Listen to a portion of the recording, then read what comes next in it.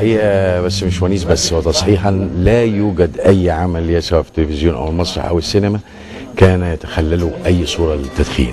وانا اقول ان هناك بعض الفنانين او بعض المنتجين عندما يقدمون اعمالا للشباب يقولون اننا نقدم اعمالا تعالج مشاكل الشباب، فيقدموا مشكله المخدرات، فيتضح ان هو عمل فني تعليمي كيف تتناول المخدرات. انا ممكن اقدم عمل يحارب المخدرات من غير ما اشوف شكل المخدرات ومن غير ما اشوف الشخص بيتعامل مع المخدرات، والا انا بعلمهم.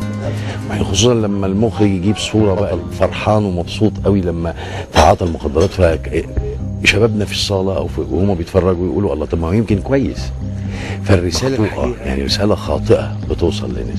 ولكن معالجه حالات انا في رايي ان انا اجيب النتائج بتاعتها على ممثل او ممثله واشوف الكارثه اللي وصل لها، فانا اكره اشوفها يعني. فانا بقول ان ده في الدراما مهم جدا. يمكن الحاجات اللي اتعملت وفيها تقييد يمكن يقول لك ابداعي، لان في ناس بتدخن في الواقع. طب انا بنقل الواقع بس مش شرط تشوفه، يعني مش شرط تشوف ده لانه ده متناقل. يعني الانسان بيبص بعينه، يحب بعينه وبعين بدماغه وبعين يمارس. شعب السيجاره اللي هي الجوزه والبتاع والحاجات دي اللي هي بقت في اماكن عامه كتيره بنبص نلاقي فتيات وشباب يتناولوها. صوره حقيقي مذهله ومحيره. فانا بقول ان يكفي ان في اعمالنا الفنيه احنا ليه بنقدم الشيء الوحش عشان الناس ما تعملوش؟ طب ما تيجوا نجرب. انا جربت ده، انا اقدم الشيء حتى اللي مش موجود في الواقع، شيء خيالي، يقول ايه ده الناس ما بتعملش كده، الناس في المثاليه دي. لما بتقدم الصوره المثاليه قد يغير الطفل او الشاب ان يقول صحيح ان ليه ما بنعملش كده، يكتشف في نفسه العيب من غير ما تقوله له يعني. شكرا مسيح. بعض من الشباب بيحبوا الممثل الفلاني او الممثله الفلانيه لما بيلاقوها ماسكه سيجاره في ايديها اكيد بيقلدوهم.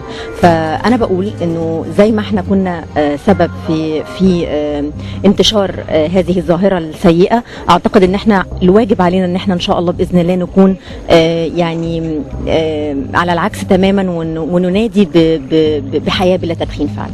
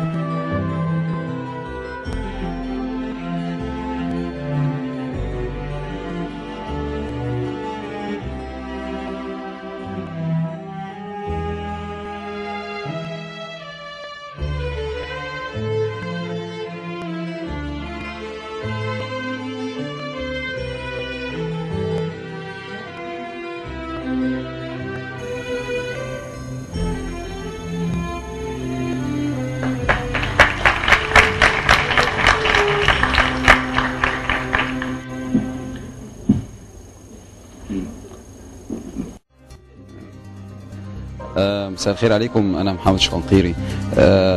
انا دايما بقول ان الحياه نعمه، ربنا يا رب يديمها علينا. الحياه جميله، من حقنا ان احنا نستمتع بيها، وصحتنا حق علينا، ربنا هيحاسبنا عليه سبحانه وتعالى.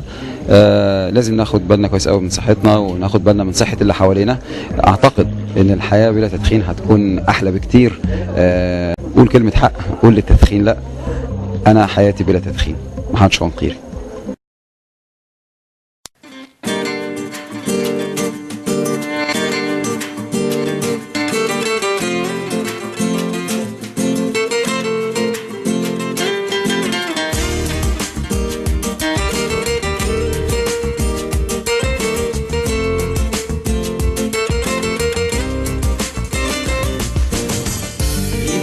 صحيح العمر بيعدي، لكني حاضن حلم بتحدي.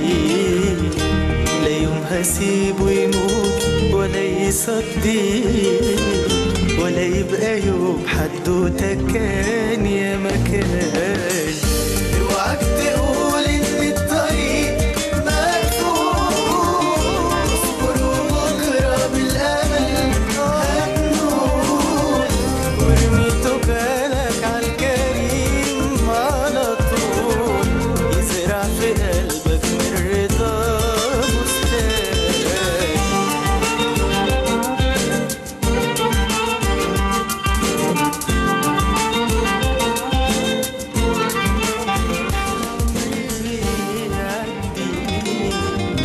لكني حاضن حلم بتحدي، لا يوم هسيبه يموت ولا يصدي، ولا يبقى يوم حدوته كان يا مكان.